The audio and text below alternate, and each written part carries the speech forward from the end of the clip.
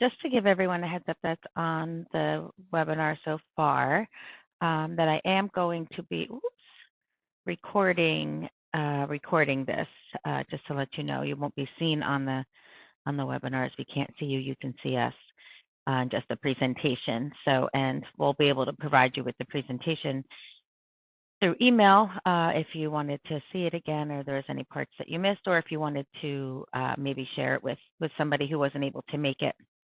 It won't be long. I promise it will be informative and very useful.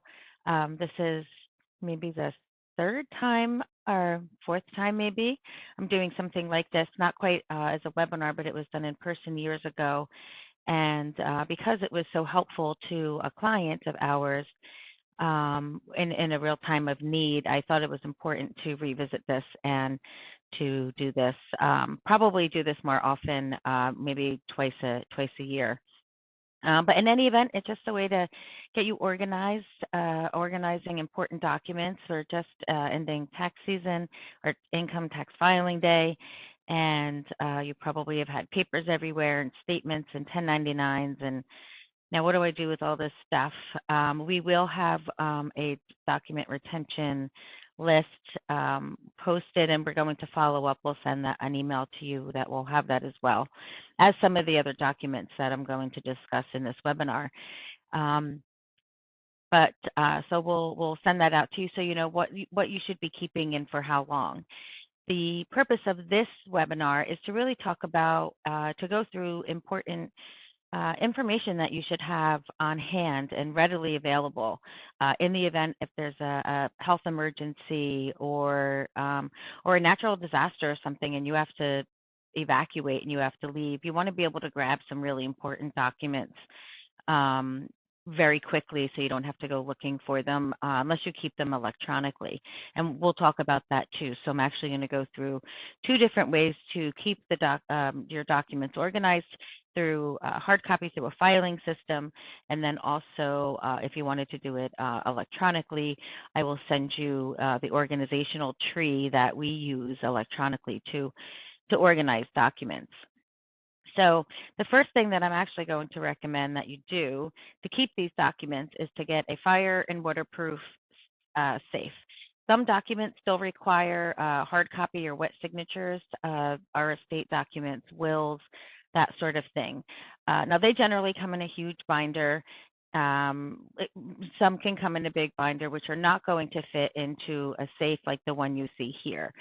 So really what we do is just ask you to make a copy of your, and we're going to get into those documents, what should be in there, but to make copies of those important documents.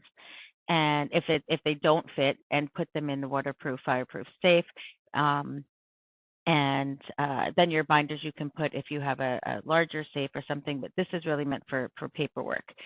And then also, you can also, also, I'm sorry, you want to take the key. It'll come with keys, usually comes with two. Keep one on your keychain or somewhere that you'll always know where it is or on you. And then, so you don't have to go looking for it in a time of need. So a keychain or something like that is probably a good place. And then also, hide the other one where you can let a family member know or a neighbor or somebody know where to find it in the event you need them to access your safe when you're not home, or if it's somebody you really trust, you can just give it to them. But hiding it always works. Okay, so and again, it doesn't have to be a file safe that looks like this if you have something different, but the idea is that you want it to be fire and waterproof so that those documents don't get destroyed. So the way we like to set this up, and I'll actually show you, hopefully you can see, we actually did this, and I'm happy to send anybody that is on the webinar, if you want this, let us know, a box of all of the color-coded files that I'm going to go through. So I'll just show you one. It is really just a hanging file that fits in, it's a letter size, and we will have them all labeled for you. And we can send that over to you. Now, keep in mind, if you're doing this electronically, you won't have it color-coded, but you'll just have different folders, 5 different folders, actually. So the first folder, or the first set, is going to be health. and there's going to be 5 red folders there. And in there, you're going to have your prescription drug list. I cannot tell you how helpful this is just going to regular doctor's appointments even to have that. You're going to have a copy of your living will, a copy of your medical power of attorney, your health insurance, and emergency contacts. Now, this is great in the event something happens as a health emergency and you have to go to the hospital, somebody has to go, you can just pull this whole file right out and take it with you so you have everything in there, because they will ask if you have these, the living will and medical power of attorney, and it's super helpful to have that on hand. Electronically through our client vault, you would have it saved to an app right on your phone. The next set of files are is for banking and investments. Now, a lot of us do a lot of this online, so we don't actually have statements. But what the purpose of this is to have, and we're going to provide you again with all these forms that you can fill in. They're PDF fillables. You can print them and save them in there. But savings account numbers, checking account numbers, where they are, how they're titled, that sort of thing. If there's any beneficiaries on there, your taxable investment accounts, tax-deferred investment accounts, IRAs, 401ks, any annuities you might have, any information that might be in a safe deposit box if you happen to have one. And then this is also another place for good important contacts that pertain to your banking and investments. If you have somebody that you see locally at the bank, or us, your financial advisor, your attorney, you'll want to have that information in there as well. The third set of files are going to be for insurance. And there's really just two there, two green files. And the one is going to be life insurance and long-term care insurance. We'll probably have those together. And then the other is property and casualty insurance. If you, especially property and casualty insurance. I'm actually in Florida doing this webinar, and here, right, with the storms and tornadoes or hurricanes, actually, it's kind of been all over, even in New Jersey. It's important that you want to have the information to your insurance companies readily available and easy to just grab and take if you have to leave where you are. The next set is for estate documents, and there's 3 purple folders. One is for durable power of attorney. This power of attorney allows a person to manage your financial accounts and pay your bills and have access and things like that. In the event you're not able to do that, you're incapacitated, and somebody needs to take care of that for you. It'll also have your will and your estate plan in there. And then the fifth set of folders is for important documents. That's very, very broad. So there's 7 yellow folders. And in here, you'll keep things like your forms of identification, your original or official birth certificate, adoption papers, Social Security, passport. Always keep a copy of your passport in there too, and your driver's license, a copy of your driver's license. I'll tell you, one time I came down to Florida and it flew in, so I know I had my driver's license while I was here for a few weeks, and we were getting ready to leave, and I couldn't find my driver's license. I don't know what I did with it, and luckily I had somebody who was able to get a hold of my passport to make a copy. But it's always good to have a copy of that, or keep a copy on your phone. There'll be a folder for marriage license, title to vehicles, deed to house, important website, and passwords. This is one that's really important if someone's going to be managing your finances in the event you can't, and having to access things. If you don't have that, we're able to get that information, or the word I'm looking for, your attorney, in fact, for the power of attorney would actually be able to get that through the power of attorney, but it just becomes a hassle. So it's good to have that. Credit cards, a list of your credit cards. This is also really good to have a picture of them and the back of them with the phone numbers. If you lose your wallet or you lose the credit card, you'll have all the information right there if you don't access things online, because you can also very easily go online and submit that you lost your card. And then a folder for other, like most things, right? Military records, pre-post stumps, marital settlement agreements, death certificates, things like that, kind of an all inclusive there of anything else. So it's once the files are all put together, and we would again send that to you if you'd like. That's the really easy part. The really difficult part is getting all the information together and all of the documents that you'll need. So before we get into that, one thing I want to point out that is a really good idea to do is really, and this is something that will have you put into that insurance file. And this is for not only insurance purposes, well, I guess mostly insurance purposes, but take an inventory of all of your belongings. You can do this really easily on your smartphone, or if you have a phone that has a card in it, you can have its own card. Otherwise, they'll have you download it onto your computer or keep it on a little USB drive and in the insurance file. But you want to open up your closet dressers. You don't have to get in close so you see what's in there, but just to have an idea of what is in your closet, in the dressers and in the cabinets, to jog your memory of things in case something catastrophic happens.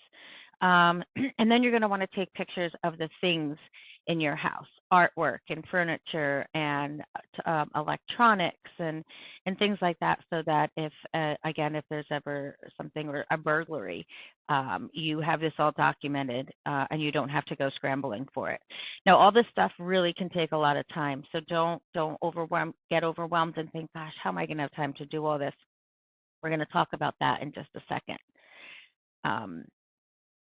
Okay, so now what? What do we do now that we know the files that we have to have? How do I really get this going? I'll have to tell. I have to be, if I'm being honest, it took me a really long time to get my own in order. It's a big undertaking, or it can be. So start with a plan. Plan to work on one file at a time, one set of files at a time. Set a deadline for yourself. Say, I want to have this done by this date. This is also a really good time to take a look at everything again while you're getting this stuff together. Is everything up to date? Have you reviewed your estate plan in a while? Has your will and medical healthcare proxy and medical directives, have they been updated since, in the last 5 years or so? So good time to take a look at all that stuff. Gather all your documents, get them together. Before you file them, if you have the ability to save them electronically, we have a client vault that you can use and save them in there. So if you're traveling and you don't keep the documents electronically yourself, but you're traveling and you need them, we're always here to get them to you.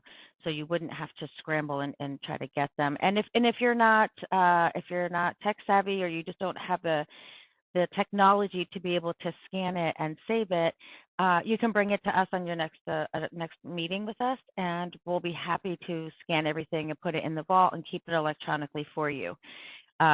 Even help if you needed help getting your pictures from your phone onto a little USB drive to save that. So this is something that I think is really important, and I think we all, not all, but a lot of us can overlook it.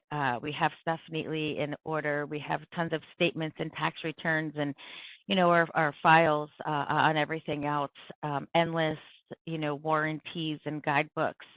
But just spending the time to put into putting this stuff together can be really helpful. I have one client that actually told me, I don't know if I told this at the beginning. If I did, but one client that actually had to get to the hospital in a hurry, an emergency, and the son actually thanked me, called me, and said, thanks so much for having my parents put together those files, because I have no idea what meds my father's on. My mother doesn't know. My father couldn't tell us.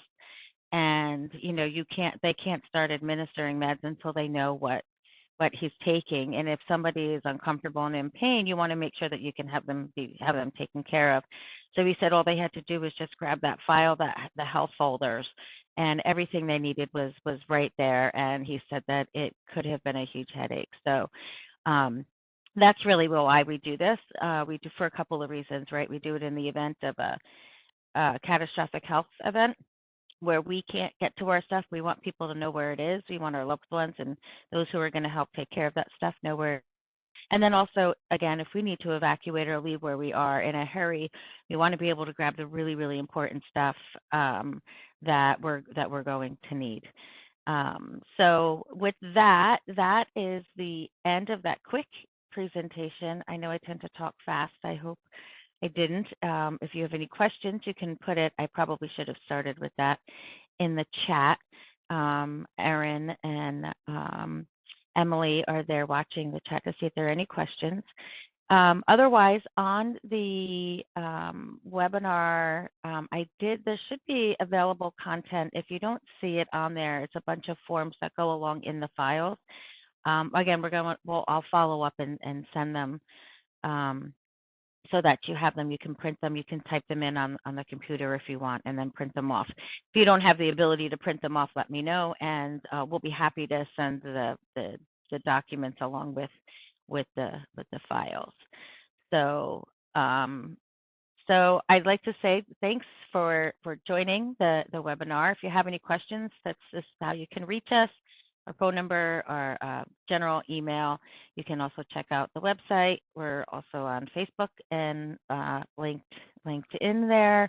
It's not under Zone and Wealth. It would actually be under Cami Zonin on LinkedIn. So if you have any questions after this, please feel free to contact us. We will send out the webinar to anyone that's on it. And if you want to share this with anyone, please feel free to do so. I hope everybody has a good night. Thanks. Bye.